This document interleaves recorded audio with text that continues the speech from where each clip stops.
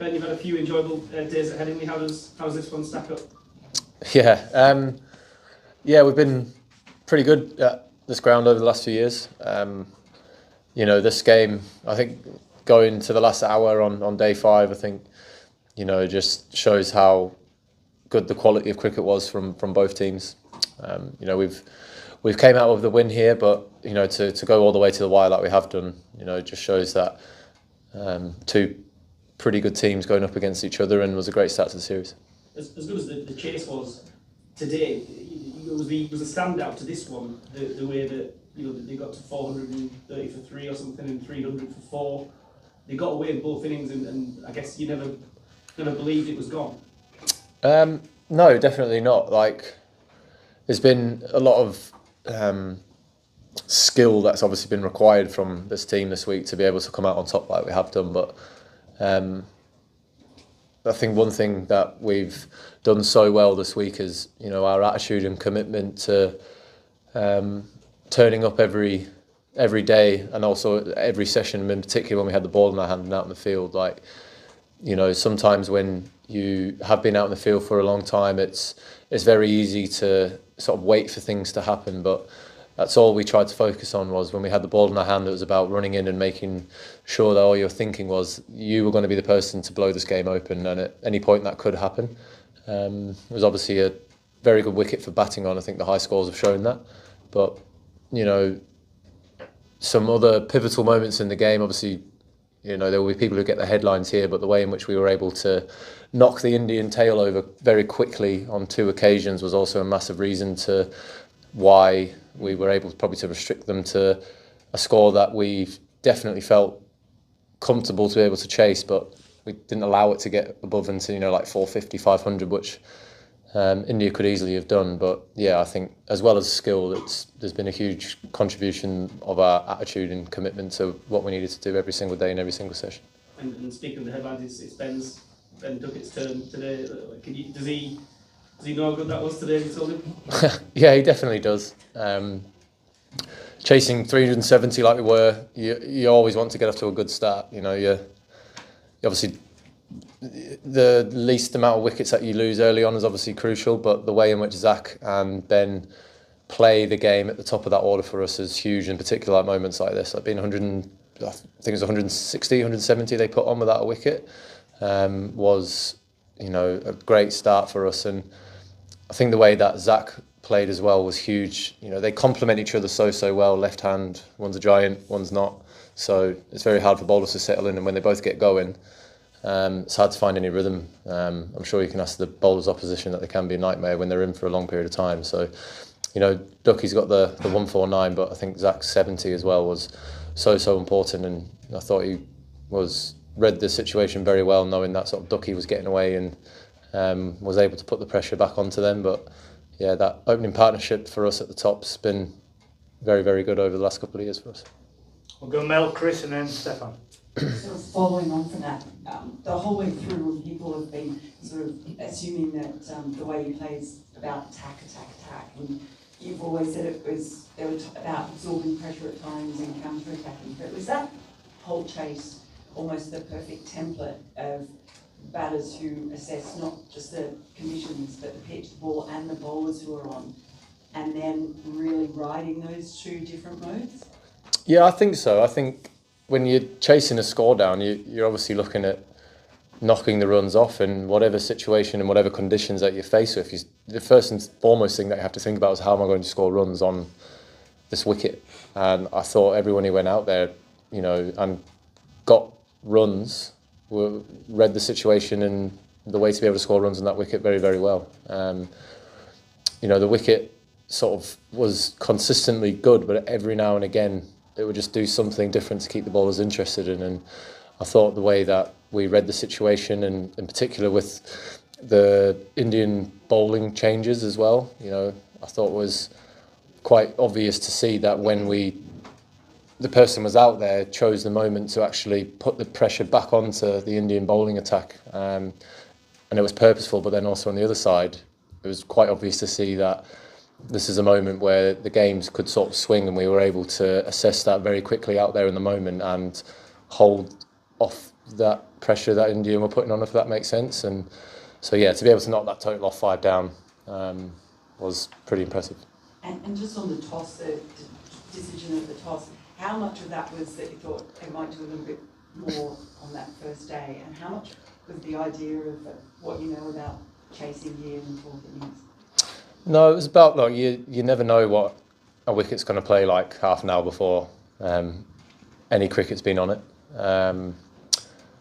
It looked like there was a lot of top moisture on it, felt like it was. So, you know, when you win the toss, you obviously got to go, right, what am I going to do first? That's going to give us the best chance of winning this game. And Headingley generally does do quite a lot early on. So, you know, with the bowling attack we had, in particular with, Wokesy with the new ball, I thought it was a great chance for us to be able to, potentially nick 3 or 4 in the first hour. But look, the opposition are allowed to play well. They certainly did that on day 1 and into day 2 as well. Put a big score on the total, but we hadn't batted on it until we batted. So, and it's a good job Test cricket's over 5 days. Chris, go ahead, please. Hi Ben.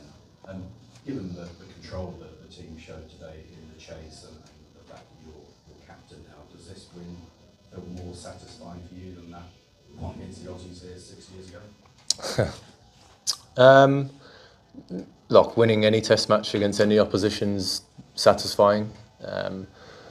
Obviously, some games have more on them than others, but winning any Test match there's always a lot of hard work that goes into that. But to start the series off with a victory in the way that we've done it, it's been a very hard fought one. It's been a long, tough old. I shouldn't say slog, 'cause that sounds like old school, but it's just been proper effort from everyone with the ball in the field, and we got put under some pressure with the bat, but we were able to fend that off. And being here 1-0 up is obviously a great start, but there's 4 more games, so we'll celebrate like we should, because it's a very good win. But we'll be quickly moving our focus over to what we need to do at Edgbaston to win that one as well. And how encouraging is the performance and the nature of that win, given where we are at the start of 10 huge Test matches this year? There's a real emphasis on 10 there, wasn't there? I won't mention the Ashes. Yeah. Look, we're 1-0 up in a tough series. 4 games. We're going to have some more tough days. We're going to have some more good days. We'll be taking it day by day and focusing on what we need to do for the remaining 4 games against India. Stefan, Vish, Mike, please. Your team's obviously made a bit of a habit of those sorts of run chases. Why do you think they are so good at them? I think we're a very simple-minded pair, me and Baz, I think, when it comes to cricket. We obviously, everyone knows what cricket's about. It's about scoring more runs than your opposition. And when you strip it all back, that's what it's like. So we just try to keep everything as simple, calm as we possibly can. And when you're chasing down totals like that, how you are in the dressing room is actually very important to, because lads have got jobs to go out there and do. And, keeping the sort of calm, relaxed vibe as much as we can throughout the dressing room is so important to sort of the mindset of how someone is to go out there when you're out there in the middle with the pressures of, that situation in particular. So, obviously cricket's about taking wickets and scoring runs, but there's a lot to do with it about, what sort of mindset that you're able to get your players into in good days and bad days. So, just keeping everyone as calm and relaxed as we possibly can before they head out there is something that we always try and do. Taking the draw out of it, give that clarity as well. I think everyone goes out there with a pretty clear mind about what we're trying to do.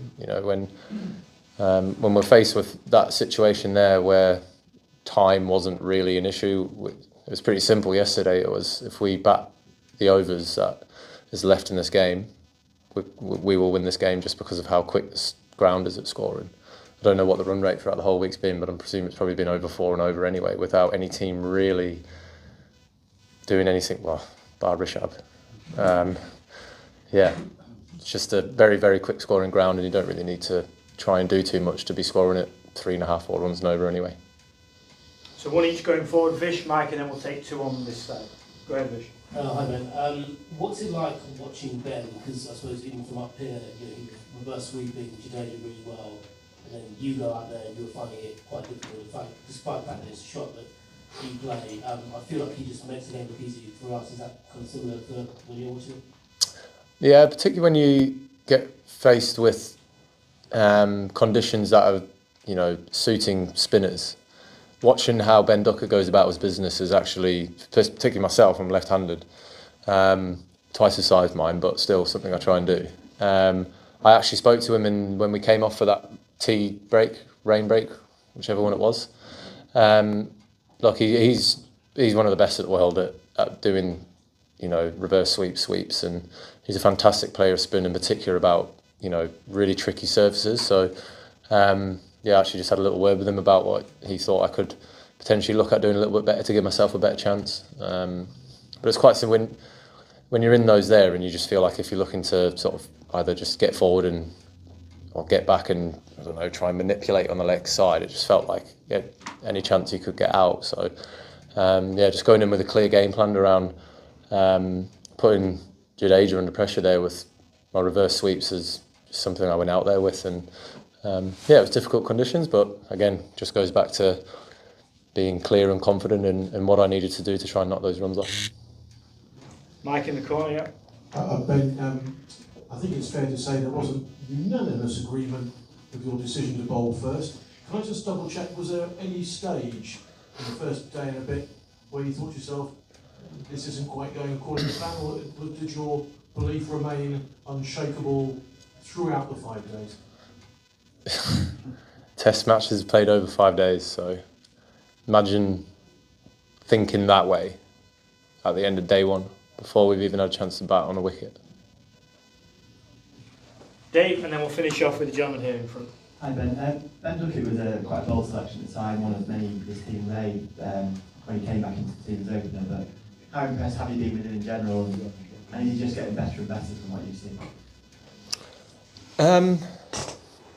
I didn't think it was bold. I think he was doing quite well for Notts, and he back at the time when he got selected, it was, you know, the way that he played would just come so naturally to him. So, but yeah, he's just again, like, he's a quality player. He's such a hard person to bowl to with that new ball, and I love the way that his natural game is to look to score and put bowling oppositions under pressure from pretty much ball one, and obviously in those complementary skills and attributes that Zach and Ben possess at the top of the order. You know, I think, was it their 2000th run together as an only partnership for England in pretty quick time. So, yeah, like, again, they work with each other so well. But look, Ducky's been incredible since he's come into the team from that Pakistan tour, and he's shown that he can score runs, you know, pretty much all over the world and any conditions that he's faced with.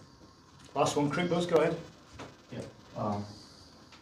The Indian coach was here a few minutes back, said that Bumrah is going to play only 2 other test matches, which means sort of India will be slightly weakened. And considering how your own bowling is coming up, your teams, and it will have more personnel going forward, you feel this test is probably the best start you've had and the best set of circumstances going into the other 4?